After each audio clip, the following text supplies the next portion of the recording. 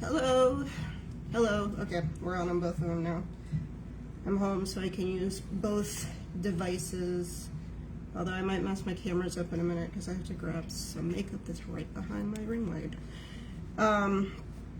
Oh boy, I'm on one of those days where like my brain actually has all the happy chemicals, I think, because I got a lot of sleep. You know, when you have a kid and you work night shifts, your sleep schedule is just anything. I'm getting ready to go to the Oddities Expo.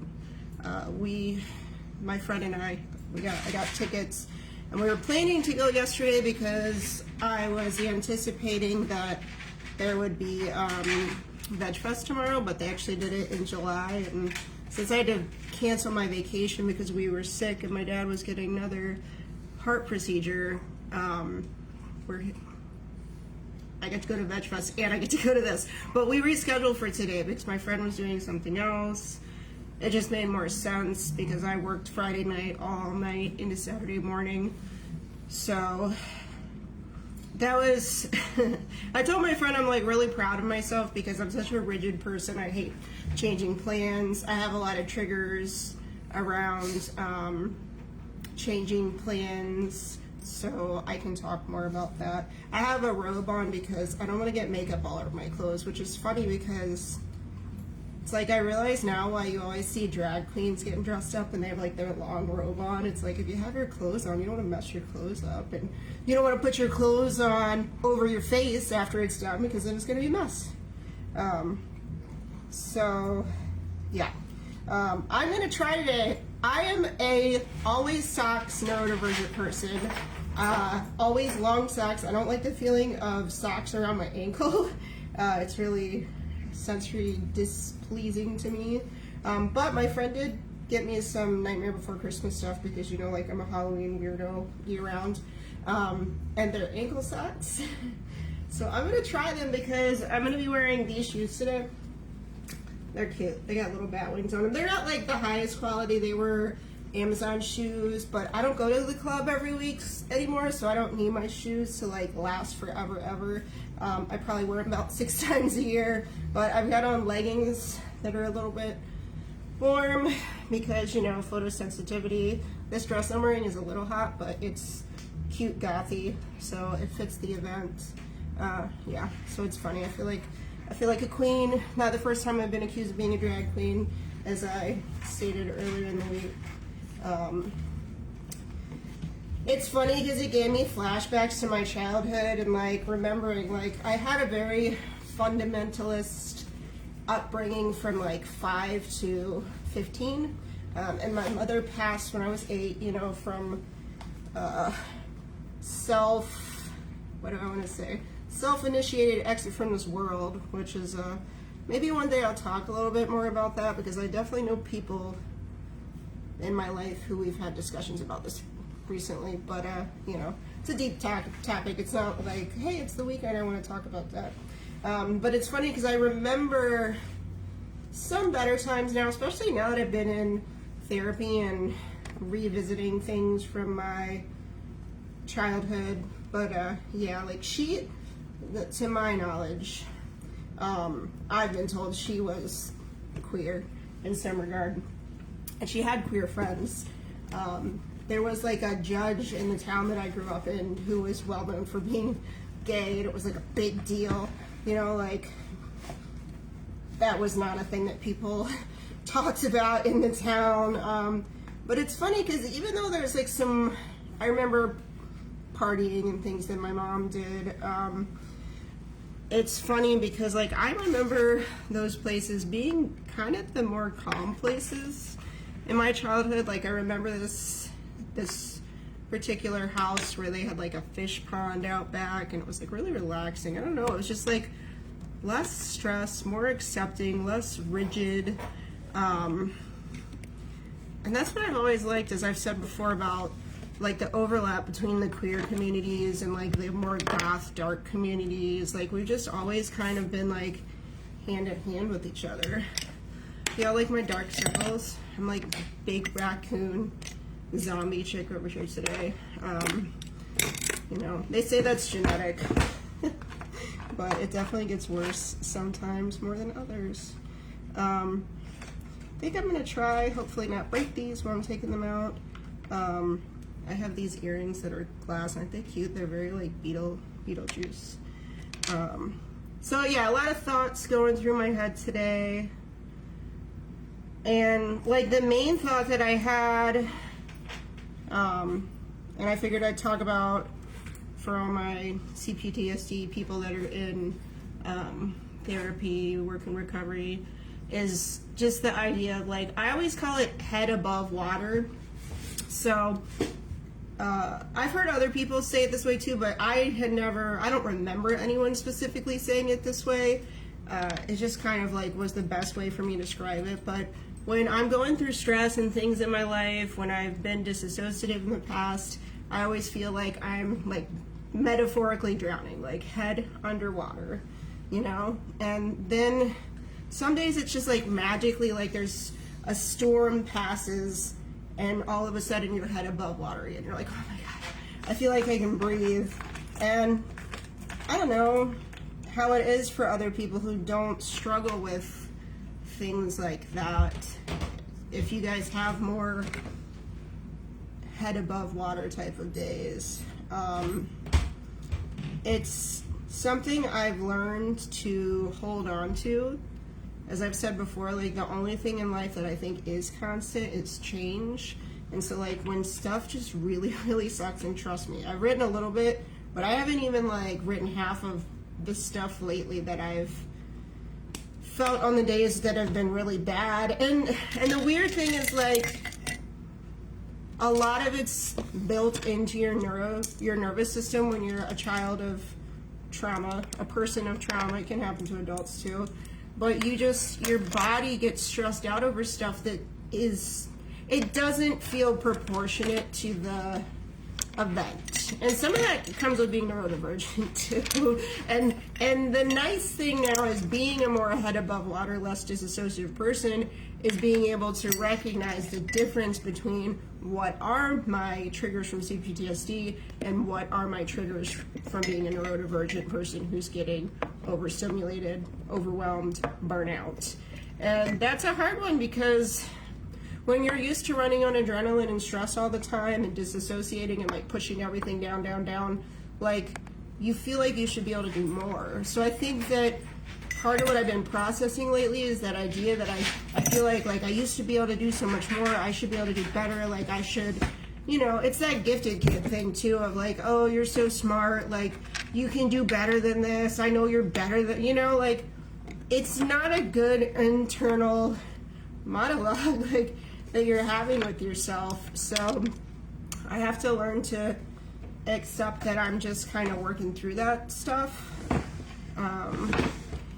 And I don't know, I try not to put people off a lot by being overly pushy. Like, I have friends that are vegans that go out and they're activists, and there is a time and a place and a need for all that. I'm not like a real confrontational person. It's not really what I like to do. I'm not into like shocking people. I'm more into trying to be like a friendly, receptive person, but like a boundaried, respectful person. So I'm losing my train of thought because I'm doing two different things at once. Sorry. So yeah, like I have talked a bit in the last few years about sobriety and made some posts about that. And it's funny because it's like, I guess being so surrounded by it and immersed in it in my life that I never really thought I really had that much of a problem. Like I was a person that would drink a little bit. I had my times where like I'd be going through stress and I'd use it as like a coping mechanism to kind of like deal with that or to deal with loneliness. But it wasn't all the time. And like, you know, I know people who are just weekend drinkers and they don't think they have a problem. And it's like, but the problem is you drink a bottle, 2 bottles of wine by yourself, or you drink a case of beer, or like you drink until you black out. I've done that. Like, I'd say the last time that I drank until I blacked out, it didn't even take much because I didn't drink a lot. I had my daughter and I was nursing her for 2.5 years.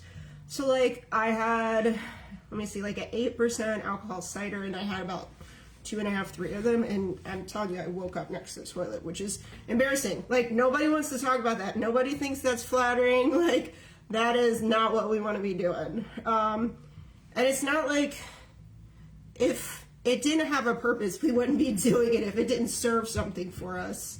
And not to say that it's like always productive in the long run. It's just like a temporary coping mechanism.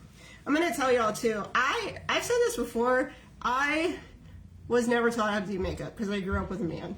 So almost everything I've learned about makeup has been from men, or the internet. Now you can read a lot. I just learned with the dark circles thing, if you put on like this orangish, reddish, salmon kind of tone under your dark circles, that it's supposed to help. So I've been kind of like perfecting that myself, and it seems to be working. So if you have dark circles, give it a try. This is e.l.f. It's vegan, and it's called Camo Liquid Blush, and the color is Coral Crush. So I don't think it's actually meant to be used under your dark circles, but I've been using it that way and I like it. So yeah, I look at the mirror now. The not in the long term productive coping mechanisms. So it's not good for your health. It makes you feel like garbage. And that's the other thing I say about veganism and being a healthy person. Just so you guys know, I got to cut this off at 11 because my friend's supposed to show up for us to go to this event. I do work tonight, overnight, and I'm trying to sleep from 3 to 6. So, you know, just crush it all together. So yeah, like the more you eat healthy, the better you feel. The less you drink and use substances, the better you feel. And the more when you do use them, you're like, oh wow, I feel like garbage. Or like the more that you eat crummy food, you're like, wow, that didn't feel good. One of my friends who's lactose intolerant told me the other day they went to McDonald's and like their drink machine was down, so they gave them like a free shake. I think it was McDonald's. And then they said that they left like whipped cream on it, and they were like, it like ruined my day. And I was like, yeah, because like you don't eat that, and so like you do that so many times until you're like, all right, that's the last time. Like I had that experience with Tim Hortons. I would like had to do an overnight inventory from my old job years and years and years ago. It's like 15 years ago. And I did consume dairy at the time, but I was still gluten-free because I've been gluten-free since 2010. And I went there and got like an ice cap. And usually I could drink that and have no problem, but somehow there must have been a cross-contamination issue. I don't know if it was from the dishwasher. It could have been from anything. Like cross-contamination is not that hard when you're gluten-free. And oh my God, I had the worst inventory night ever. I had a headache. I was in the bathroom, like it was bad. And that was it. Like I haven't gone to a place like Tim Hortons since then, which I wouldn't go now anyway because I don't have dairy. But you know, it gets to be like that, and it's like that with alcohol and drinking, and it's interesting. Like I said, I never thought I was that bad, but I do realize now that I've been, you know, working with my therapist, learning more about people in addiction, because obviously I've had, unfortunately, many partners who've had drug and alcohol problems, which is, it's also having a parent or two who had that problem. It kind of messes with your head because you get two different people. Like you get the behavior of the person in addiction, and then you get the behavior of like the more authentic self, and it's confusing. You're like, how do I consolidate these two different experiences into this one person, you know? And it's something I have to work through with my therapist. I've had a lot of thoughts. I almost, doesn't sound lame, but like I almost felt like I wanted to start crying at work the other day because I had a flashback thought to one of my previous relationships, and it was like sometimes things were so good, and then sometimes something off the wall would happen. It's like you get online and you find them like messaging some other person that they shouldn't be messaging, saying things they shouldn't be saying, and you're like, I'm so confused. Like everything is so good for us. Like, why is this happening? And I think, you know, as I could say with my relationship from a few years ago that went really bad because of cheating and substance abuse on his end, it's just like, they're trying to fill a void in themselves, and it's sad because like we see it as a reflection of ourselves. So the hard thing now, I still have my moments where I want to revert back to old behaviors, old, not just drinking or, you know, smoking or things that, you know, aren't always like terrible in moderation, but I don't think I always moderated well. I'm not gonna lie in that regard. And I still think about it sometimes, especially with chronic health issues. I'm like, man, like if I could just, you know, smoke tonight, like I'll still take CBD, but sometimes I'm like, I just want to check out. Like I don't want to be in this reality. I want this moment to end. And someone said, that's a friend of mine, they made a post recently that someone said to them that people that do self-checkout, you know, like their thought was that like it's selfish. And I said, you know, I know, because I, as a person who had a parent who did that, like I felt that way for many years, very, very angry, like felt like it was extremely selfish and there wasn't thought put into it about other people. And I'm not saying that it's right, I'm just saying that people, as this has been studied psychologically, as I've talked to my therapist about it, a lot of people are just trying to find a way to regulate and to make feelings stop. They're uncomfortable. So it's not really that like there's so much more to life. It's not like they want to not be here. They just don't want to be like in this almost like level of purgatory of like, I can't take this anymore. So it's crazy because life with CPTSD, trauma, like working through that. So I made a post about that today. Like you can't, if you don't acknowledge your past, you don't talk about it. Some people might get tired of hearing it. They might think that it's like attention seeking or like whatever. It's like, if you don't talk about it, it doesn't become normalized. It becomes taboo. It becomes like, you think there's shame, like holding on to that shame is like of all the bad things that have happened that you've done in your life that you feel like were bad, like you keep it in your nervous system. So I don't remember the name. I can post a link. Sorry if my voice is shaky, but my lungs have been messed up for weeks because of this upper respiratory infection that I had. But yeah, there's a book called The Body Keeps the Score. So I'll post it. It's available on audiobook and in paperback. But it just talks about how your nervous system holds on to things. So part of my challenge with CPTSD and working through therapy is recognizing that like the experience, the reaction I'm having right now goes beyond like this small situation. You know, like when my friend told me the other day that they needed to basically, like, we needed to change the event today, the time. That's the sum of the conversation. It kind of made me upset, and I had a certain train of thought all attached to that, which my thoughts tend to go to the worst all the time. But as I said in my Facebook post, I've gotten better at stopping and pausing and talking to myself about the situation and giving it time, not being reactive in my nervous system, and just recognizing that everything isn't like as intense as I always feel like it is. And we work through it. But I feel like I'm growing in that regard because I used to be a very reactive person.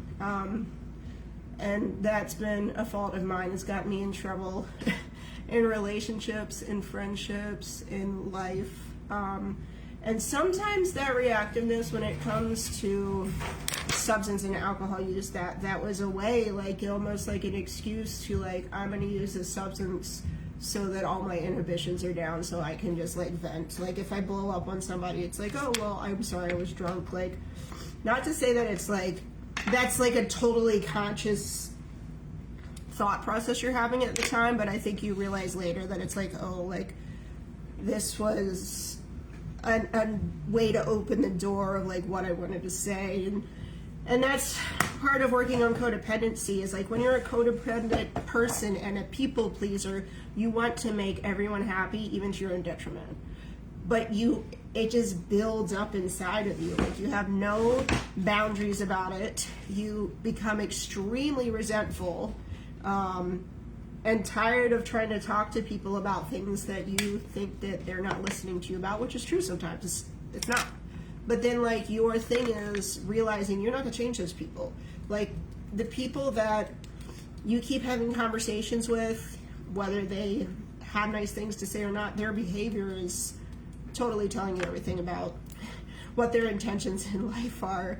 So all you can do, I love Anna at We Are Recovery on Facebook. She said recently she made a whole post about boundaries. And really, to be real, like, boundaries are what are you going to do? What can you do? It has nothing to do with telling another person, you can't do this, you can't do that, da, da, da, da. Like, they can. They literally can do whatever they want. Like, you don't control them. So all you can say is, if you do this, I'm going to do that. That's all that you can do in life. But having those boundaries is helpful because people can make their own choice about if they want to be in your life or not, and you're not feeling like somehow you failed yourself by not being enough for them. Like, they made the choice. That was their decision.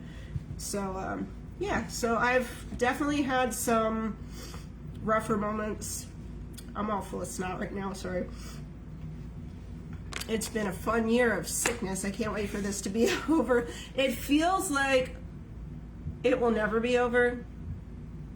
Like, being sick all the time from having a child in the public school system. But I know it will. It will. Eventually, it's gonna simmer down a little bit. But hey, guess what I just thought of the other day, guys? If you're a person who gets vaccinations, I'm not saying you have to, make your own choice. Some people, it's not a good choice for them, but, you know, if you can and you want to, now it's time to start thinking about it. Get your flu shot. Get your other shots. Like, go do it. I have to schedule mine because I don't want to wait until the last minute and get sick. I can't. My lungs can't take it. Someone really close to me in my family just got diagnosed with pulmonary arterial hypertension.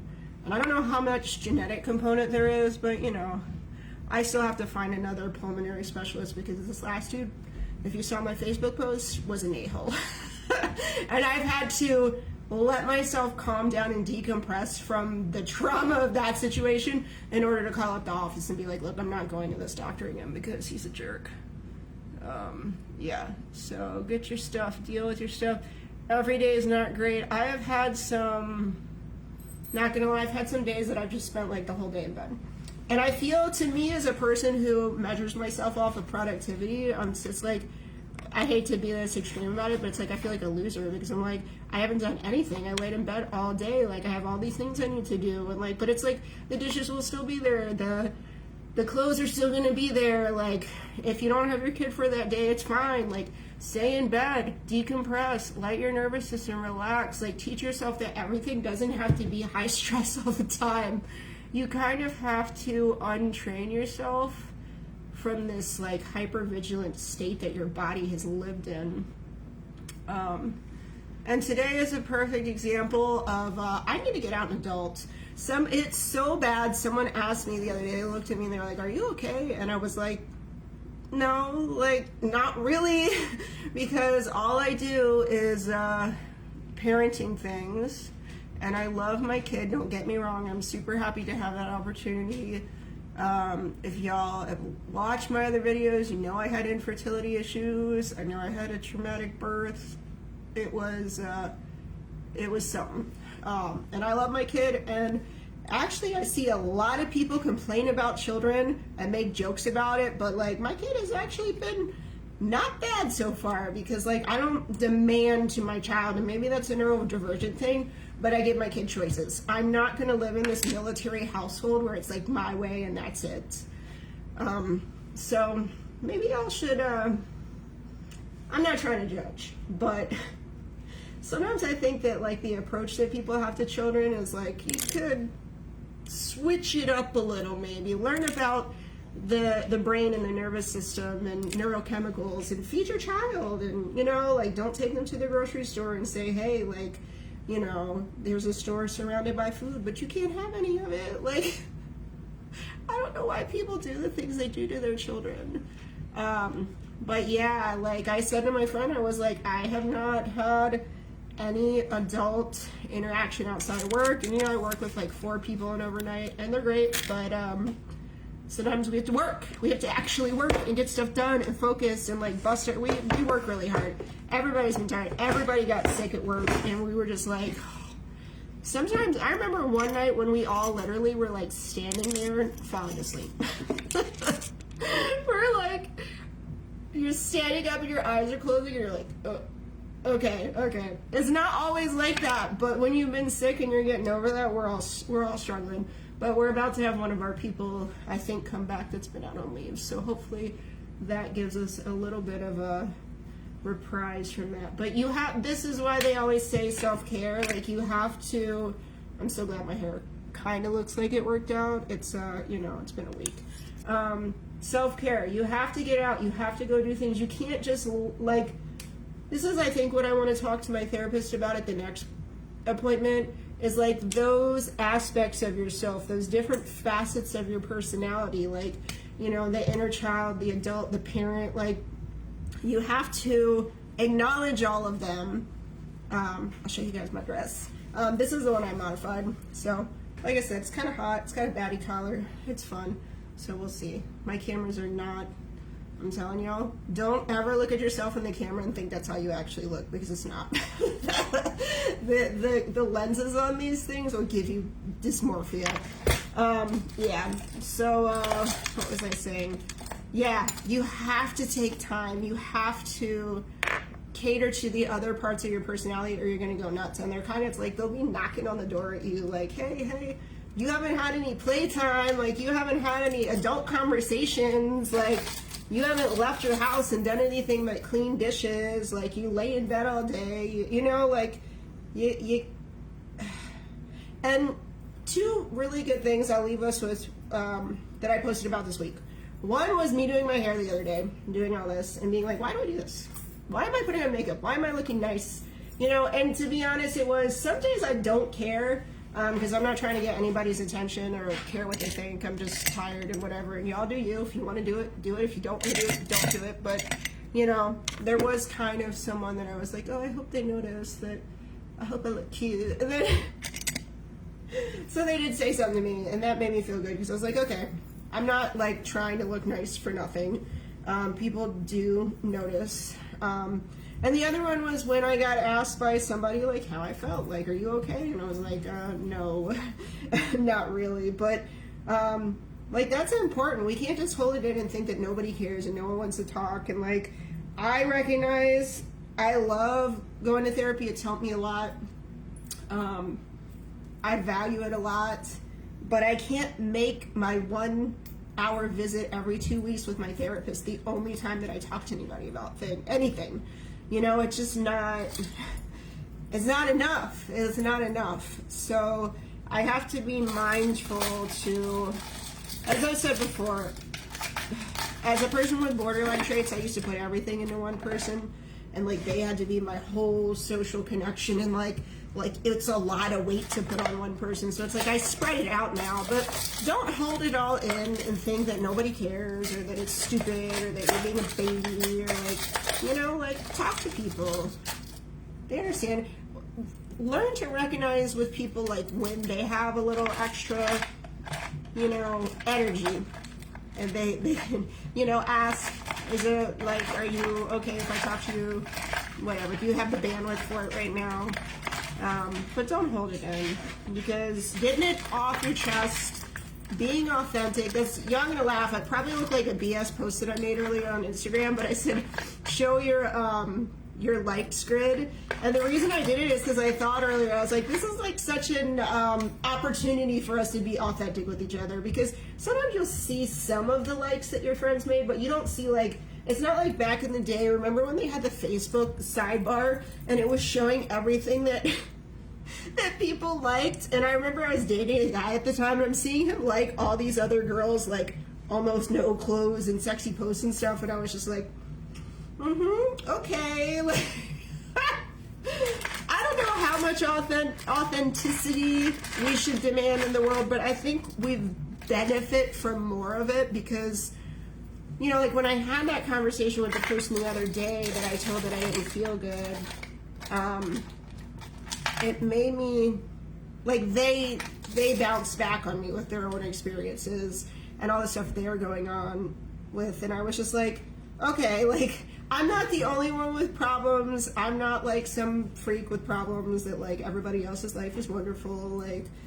Like I said, y'all don't even see half on my social media of like what's actually going through my head, to be honest, because I have such trauma from like past relationships and, you know, dealing with, you know, the parenting situation with my kid and stuff. There's a lot of stuff I don't talk about and I don't write about, and I don't, because I'm like still stressed about it being used against me, and that's part of how I grew up, and what I dealt with. So that's like another conversation I can go into sometime. But when you guys feel like you're drowning, somebody, it's crazy. Somebody that I follow actually said the other day, they literally went like kayaking or something, or rafting somewhere, and they fell off the raft. And they were in the water, and the water was like taking them down the river, and like they didn't know where they were going. And they were fighting it, and then eventually they get kind of relaxed. This is where they tell us, you know, with children, teaching children to swim, because mostly what saves them is treading water and just learning to kind of float. So sometimes in life you just have to float, you just have to relax, let the current take you back to the shore. So eventually, hopefully, it doesn't go right out to the ocean or somebody's gonna find you, you know. Learning to relax and not be so hard on yourself is necessary, and then eventually you'll be head above water again. So that's like the most important lesson I've learned from my experiences and the experiences of other people in my life, is that you can't get so wrapped up. And this is where, for me, like, some of these bad coping mechanisms in my past came in with, you know, drinking and substances. Like, it was really just a way of pushing things down. So I'm not telling anybody what they have to do with themselves. I'm just saying, for me, at this point in my life, it's just so counterproductive to me, because it numbs me out. And I don't want to numb myself out, because the more I numb myself out, the more when I'm not numb, which you can't be constantly, really, it's hard to do that. Or you're going to build up a tolerance and it's going to come back. The more that you numb out, you get used to it, it's just going to come back to you at some point. So you got to go through the hard work of, sorry, I'm trying to find a bracelet that the more you're going to struggle with being underwater while you're still fighting it. Like, it's your body's holding on to it. You're gonna get triggered. Like, you gotta acknowledge it. You gotta live in your authenticity. You can't keep running away forever. And you know, sometimes we all need a distraction, but you gotta face your life. It's the only, in my mind, as an atheist, this is the only one you get. So you better make it work. All right, y'all have a good day. The Oddities Fest, I think, runs until 4 today, and then it's gone. Yeah. As a vegan, I'm gonna say I don't love everything that they have at the Oddities Fest. It's kind of, what do I want to say, not controversial, but it's a conflict to me sometimes. I don't love everything that's there, but I do like some of the art, and I know a few people that are going to be there that are artists. So it's good to get out and socialize and do something, because I don't get a lot of time for it now. I don't know what to do anymore. So schedule some things in your life and get out of your house and get out of your rut. Have a good day, y'all.